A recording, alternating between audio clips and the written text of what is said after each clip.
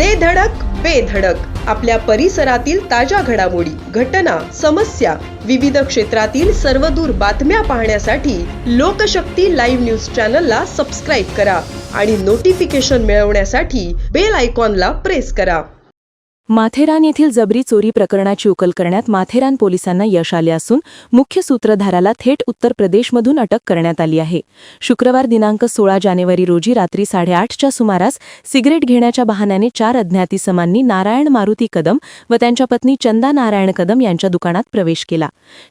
धाक दाखवत या वृद्ध दाम्पत्याला टॉवेल व कपड्यांनी बांधून सुमारे 1 लाख रुपयांची रोख रक्कम तसेच 7 ते 8 तोळे सोन्याचे दागिने लंपास करून आरोपी फरार झाले होते.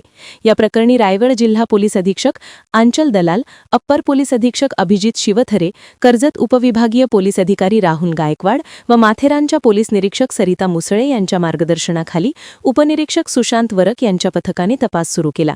तांत्रिक विश्लेषणाच्या आधारे पुष्पेंदर राम धुलारी वय 32 राहा दिल्ली, वकील बली मोहम्मद मेवाती वय 26 राहा उत्तर प्रदेश तसेच शिवम बलवीर सिंग वय 20 राहा उत्तर प्रदेश यांना अटक करण्यात आली.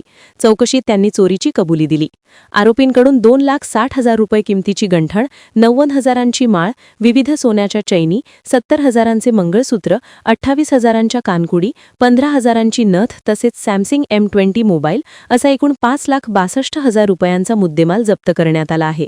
या गुन्ह्याचा पुढील तपास माथेरान पोलीस ठाण्याच्या पोलीस निरीक्षक सरिता मुसळे करीत आहेत.